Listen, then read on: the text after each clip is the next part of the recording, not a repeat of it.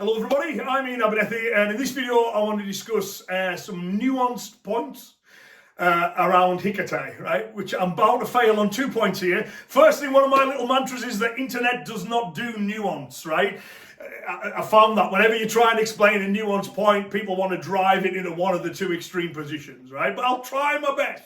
The other thing, Hikite, we are definitely flogging a dead horse by this point and have been for some time, right? Those who get it, and those who don't get it, don't want to get it, right? You know, they're trapped in that dogma.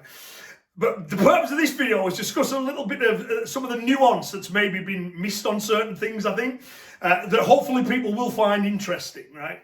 So one of the things I want to talk about is this idea that an empty hand, well, the Hikite does add power when it's active because you're grabbing them and pulling on the punch. Now, I definitely agree a Hikite should be active. Its two key jobs are locators, so I grip him in some way so I know where he is, you know, and the other main job it's got is the clearing of limbs, right? You know, karate, traditional karate, you know, real traditional karate, the karate of the katas, is a close-range system. It's a self-protection system, right? So we're talking about here, you know, real violence often takes place this far apart, right? It doesn't take apart like this. It's a different form of conflict. Learn both, get good at both. But, you know, in criminal situations, they don't square off, tap gloves, guards up and go. It's a lot closer and a lot more frantic. So you don't want your hands really in a guard at that kind of distance. If it's got nothing to do, then have it up. But far better to have it active. Rather than having a hand as a guard, tell me where his head is, so I'm going to be more accurate. Right? Rather than have the hand in a guard, pull that arm down, so I've got a clean path towards a shot. You know. Yeah, so we want those active hands. But sometimes I'll say, yeah, but you can also pull them onto the punch, right?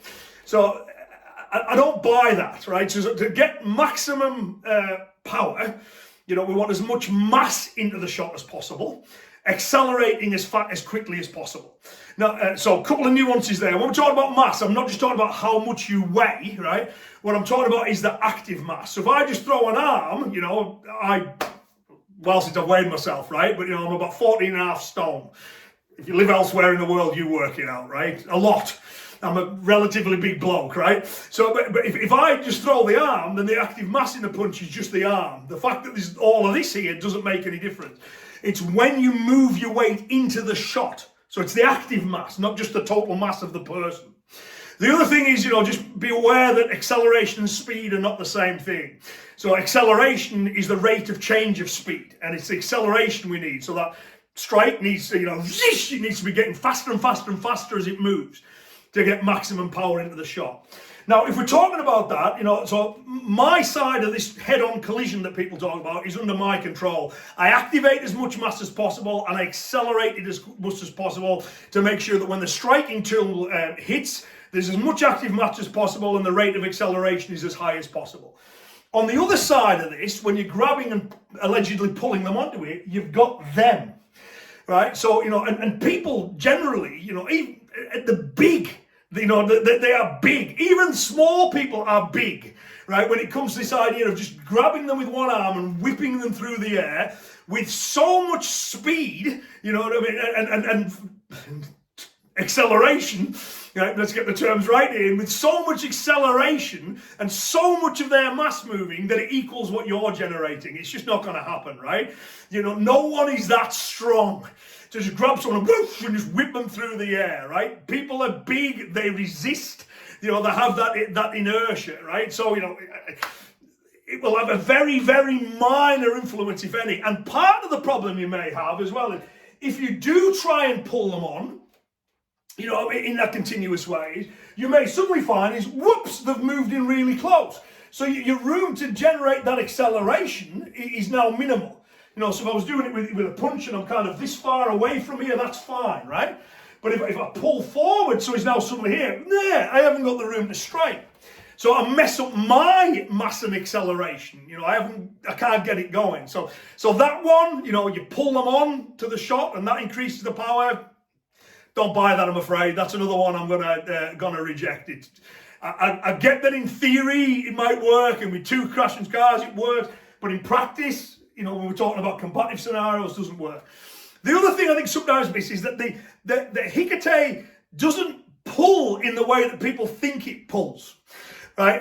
And what I mean by that is often people insist on measuring that hand position entirely relative to themselves, and they forget about looking at it in space. So I'm going to give an extreme example just to illustrate the point. So if you think about doing like a junzuki or an oizuki, the way we do it in Kion, right? So, and I'm just using Bob's arm here to show you that my arm. So Bob's arm's a bit of rope, and you can see my hand is fixed there, right? If I was to move it, it would relax. If I was to pull too much, it would move. But if I leave Bob there, right? So if I'm here with this arm stuck out, think of it like as if I was doing Kion, and this is just measuring it. And then I step forwards from there and go bang, and my hand ends up on my hip. As I step through and do that punch, my hand's on my hip, right? So relative to me, that hand has come back. Has it though? You know what I mean? There's some force there, keep this tension here, right? Just as there would be closer range of it, where that snatch or that little pull just to get the arm out of the way. But as I'm stepping through from there and as I'm hitting, I'm advancing onto it. Even if you're thinking of throwing like a gakuzuki from there, again, as you go there, you know what I mean? You see, relative to here, there's tension in Bob's arm now, it's moved on an arc, you know, it's came down that little bit, but it hasn't came back, right? Or it hasn't came back that position. It's not pulling as much as people think it is, because hopefully your mass is moving forward into the shot, either with a step or a shift or a rotation. So therefore, you know, try and think of it fixed in space. There's another example of this. If you think of shuto, you know, so knife hand, right? So you often see this kind of thing. Then when you look at the arms in isolation, you go, oh yeah, this hand is pulling back, but it's not, right? So if I do the one application, I parried the arm away, pushed out of the way, because I want to clear up this target here. If it's there, I can't get to it. So I parry the arm in that direction. This arm slides to that triangle. I grab that arm, and now I'm ready to strike. So again, I've got tension in Bob's arm here. I'll get rid of his t-shirt so you can see it a bit better. There we are. So I'm there, that's the arm, and as I move forward and strike, relative to me, it's came back. But if you watch, it hasn't moved in space. I've moved on to it. So sometimes the pulling hand doesn't pull in the way people think it does. Because you need to measure it relative to the real world, not just to, you know, your movement, because often you're moving as well. Another one, you know, that I thought I'd briefly talk about, I mean, you know, for those who are believers in Hikite, they often strawman this quite a bit. So strawmanning is when you create a false idea of the other person's argument and then refute that, right? And you often see this. So when you talk about Hikite, they go, but you know, it doesn't have to pull to the hip and leave you wide open and stuff. You can use a Hikite to a guard. Well, you know, that's traditionally not what a Hikite is, but even there it fails, right? So if you just look at it like a cross, you know, so again I'll use Bob to keep my arm here. If I throw that cross and the arm is coming back, right, in free space, not relative to me, but in free space, I've got half my power pulling away from there, right? You know what I mean? So at this point there, all this weight, half my mass is, it's bleeding in the wrong direction. Right, what I want to do is I want to keep my pivot point not here, but more here. Right, so I've got more of the mass as possible going forwards, not whipping this back and having it bleed out the back. So if Bob holds my hands there and I've got my hand up in a guard and I throw a punch from there, again, if I'm rotating around this shoulder, you know, so I'm moving the weight forwards, you see from there again is that hand isn't coming back. Right, you know, it's remaining fixed in space. So if people think that's a Hikite, it normally means they're punching inefficiently. They're not getting maximum mass. Again, relative to free space, relative to you, you may feel it's coming in a little bit, or but it's not really, you know, because hopefully your weight is moving in as well, right? One of the most tenuous ones I've had recently was, once we'd established that point, was, what are you saying, you should leave the arm out forever? Of course I'm not.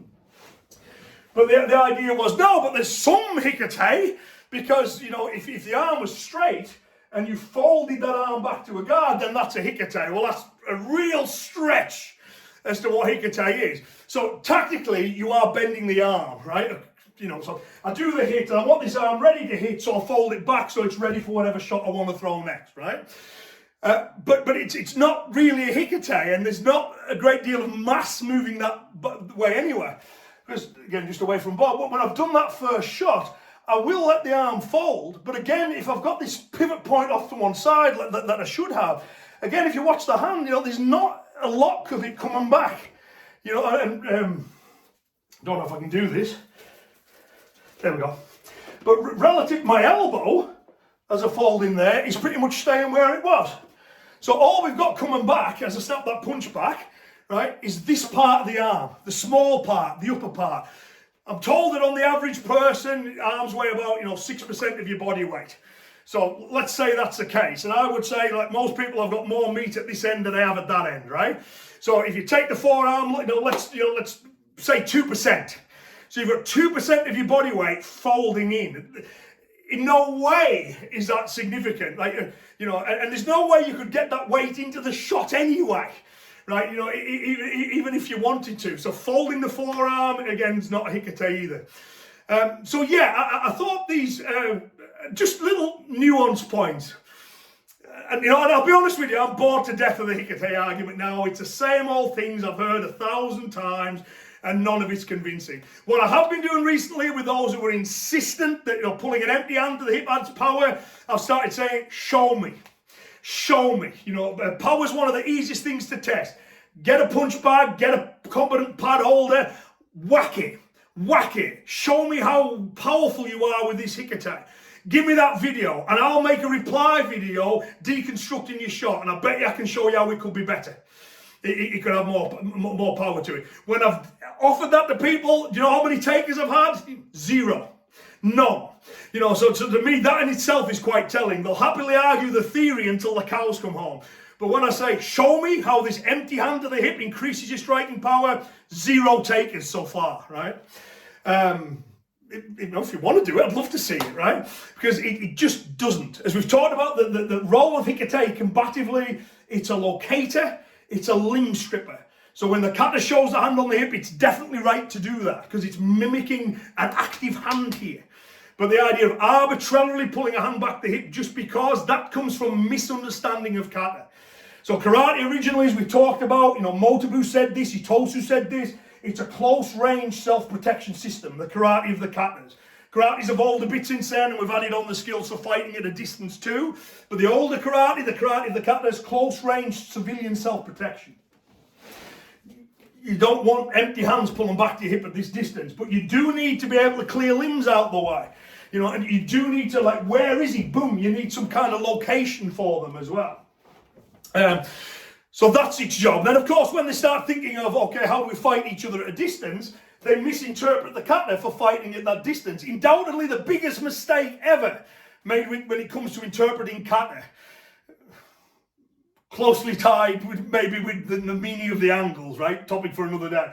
But think of it for fighting another karateka at a distance. You see people do that. They throw these very formal long-range karate techniques and then they use the kata to respond. It was never intended for that. Doesn't work for that. It's a close-range system. But if you start thinking of, well, how do I fight another karateka, with a bit of a gap between us, you start thinking, well, why do I pull my hand back to my hip? And in the 1960s, and at no point before that, right, do they go, oh, it's to help pull this back, to pivot this side backwards, to push that side forwards, it adds to power. It's wrong, though. You don't want half your mass bleeding out the back. And even on that argument, right, the weight of your arm is negligible. And you know what? Watch this. This will blow your mind. Watch me here, right? Without using my arms, I can turn, look. I'm not a pivot, as it's shown in some diagrams. I've got muscles in the torso and the legs, you know what I mean? So I can rotate without needing to throw this arm back. Because again, it's such a small part of your body mass. It doesn't even work on its own terms. If you've watched this far, you know that. Otherwise, you're one of these people who just wants to argue with it. Let what he said now so I can get annoyed. And again, if you do want to argue with me, again, all I'm going to tell you now is show me. Show me. If you're that convinced that an empty hand adds power, show me. And then you can show us your incredible super striking power and everyone will be blown away and you'll prove your point.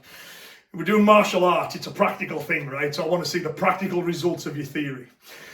To be clear, I'm not anti-Hikite generally. When we're doing the katas and the hand is on the hip, it's a good thing because it's mimicking clearing limbs and telling you where he is. It's mimicking partner work.